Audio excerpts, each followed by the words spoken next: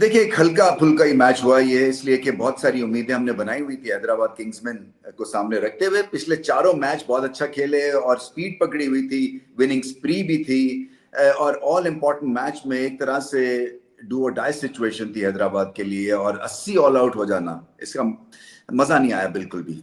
और ये होना था। देखें, ये जो रावलपिंडीज नई है एक फ्रेंचाइज, इस तरह से हैदराबाद नई फ्रेंचाइज है, सो इनको 30 प्लेयर्स का यानी कि 15 का अगर स्क्वाड आप रखें तो 30 ऐसे प्लेयर्स नए चाहिए थे, या इस किस्म के प्लेयर्स चाहिए थे जो कि इनके लेवल को उठा के रखें और जो कि इनको कंपेटिटिव बनाए। और वो 30 प्लेयर्स जो है ना, वो जादू की छड़ी तो है नहीं, वो प्रोसेस के थ्रू अभी वक्त लगेगा इन दो फ्रेंचाइजेस को और स्ट्रांग होने में। बट जितना भी इनके पास पोटेंशियल और टैलेंट था, उस हिसाब से ये बुरा टूर्नामेंट नहीं था। हालांकि अभी भी एक मैथमेटिकल आउटसाइड चांस है। असल में नेट रन रेट को इतनी मार पड़ी है इनके कि अगर ये आखिरी मैच जीत भी जाते हैं तो फिर भी लाहौर और कराची के चांसेस बहुत बेहतर हैं इनसे।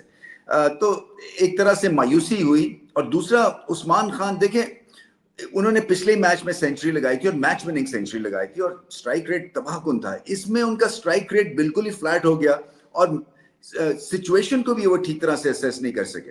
देखिए, जब आप फॉर्म में हैं, 5 या 6 प्लेयर्स आपके आउट हो चुके हैं, तो फिर आपको तो अपने बागदौड़ इस इनिंग्स की अपने हाथ में रखनी थी और सिंगल्स रिफ्यूज करनी थी। वो आराम से नॉर्मल एक जैसे चल रही थी ना कहानी, वैसे वो सिंगल्स भी ले रहे थे, रोटेशन ऑफ स्ट्राइक भी थी, वो घबराहट भी नहीं हो रही थी, और वो नॉट आउट चला गया 25-27 करके, जिसका टीम को कोई फायदा नहीं हुआ। सो उनको भी रियलाइज करना है कि अपनी फॉर्म को ऐसे वो वेस्ट नहीं कर सकते हैं, और थोड़ा सा अलार्म बेल्स बजने चाहिए थे कि भाई मुझे अब ये टेक ओवर करने और मैं रिस्क लूंगा और मैं चांस लूंगा। और चांस क्या था, ये पुल ऑफ कर देते एक ग्रेट इनिंग्स, बिकॉज पिछली मैच में इन्होंने शानदार सेंचुरी लगाई थी, तो कहीं स्कोर 130 भी हो जाता। और ये वो वाली पिच थी, फंसवीं पिच कहलाई जाती थी, कि 130 भी कंपेटिटिव शायद हो सकता था। बट जिस तरह से इस्लामाबाद यूनाइटेड ने फड़काया है, 6 ओवर्स में ही 80 स्कोर कर दिया है 7 ओवर्स में, तो वो तो खैर जब 80 स्कोर हुआ तो आपका दिल ही नहीं चाहता है, आपके जो एक कंपेटिटिव एज चली जाती है शुरू से ही। सो एक मैसिव एडवांटेज मिला था इस्लामाबाद यूनाइटेड को बैटिंग के पॉइंट ऑफ व्यू से या रन चेस को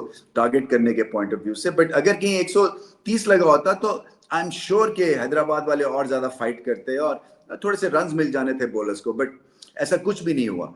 तो एक मायूस कुन परफॉर्मेंस। अब मैथमेटिकली एक आउटसाइड चांस है उनका कि वो फिर भी प्लेऑफ्स में आ सकते हैं, बट नेट रन रेट इतना गिर गया है, इतना फ्लैट हो गया है कि लाहौर को एडवांटेज उन्होंने दे दिया और कराची को एडवांटेज दे दिया है। बट अभी भी एक पोजीशन जो है ना वो प्लेऑफ्स के लिए बची है, क्योंकि टॉप की 3 स्पॉट्स तो चले गए। इस्लामाबाद यूनाइटेड भी तीसरी टीम बने जिन्होंने प्लेऑफ्स के लिए क्वालिफाई कर लिया, और रिचली डिजर्व करते हैं, क्योंकि इनके पास बेहतर एक तो कॉम्बिनेशन है, इनका स्पिन अटैक बहुत अच्छा। आज आपने शादाब की बॉलिंग देखी, इमाद वसीम की देखी, इसी तरह से ग्लीसन जो है वो फास्ट बॉलिंग में सबसे बेहतरीन इस वक्त बॉलिंग की उन्होंने, स्विंग करते हैं। और मैं यही देख रहा था कि हल्की सी गेंद स्विंग होती है तो हमारे यंगस्टर्स की टेक्निक जो है ना वो एक्सपोज हो जाती है।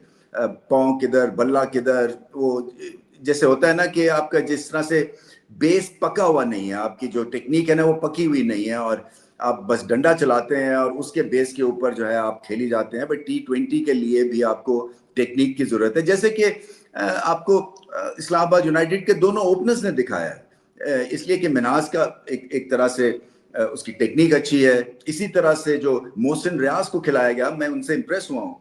हालांकि उनका फर्स्ट क्लास का रिकॉर्ड और बेहतर होना चाहिए, क्योंकि लड़कों का ध्यान फर्स्ट क्लास क्रिकेट में कम से कम होता जा रहा है।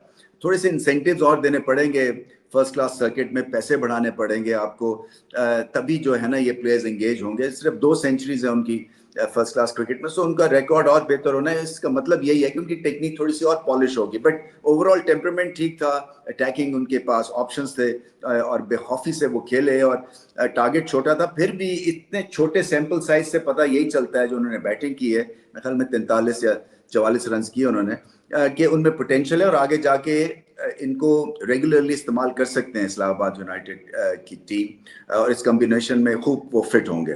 लबुशेन एक नेचुरल T20 प्लेयर नहीं है, बट क्या है, वैल्यू एडिशन तो है, वो डग आउट में है, उनका टेस्ट रिकॉर्ड बड़ा परफेक्ट है, ग्रेट प्लेयर्स के साथ वो खेलते रहे हैं। सो फीड ऑफ करने का अच्छा मौका मिला पाकिस्तानी प्लेयर्स को, यंगस्टर्स को खास तौर पे। वक्त लगेगा, पेशेंस की भी जरूरत है, और मैं समझता हूँ आगे चल के इनको प्लेयर्स मिलेंगे। मगर एक अच्छा था इस टीम में, जैसे मैंने कहा कि उस्मान खान की एक यादगार सेंचुरी रहेगी।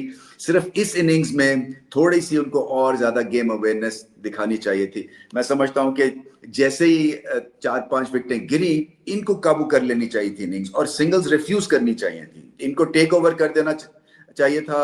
اور جو فارم بھی تھی, اور کہیں 130 ہو جاتا, یہ پھنسویں سی پچ تھی. حالانکہ جس طرح سے اسلام آباد یونائٹیڈ نے رن چیز کیا ہے, خیر وہ 80 رن اور 130 رنز میں اسٹریٹجی تھوڑی سی بدل جانی تھی, بٹ اگر اپنے ہاتھ میں یہ اننگز رکھتے عثمان خان تو پھر حالات تھوڑے سے بہتر ہو سکتے تھے. بٹ اینی وے, اب جو ہو گیا وہ ہو گیا.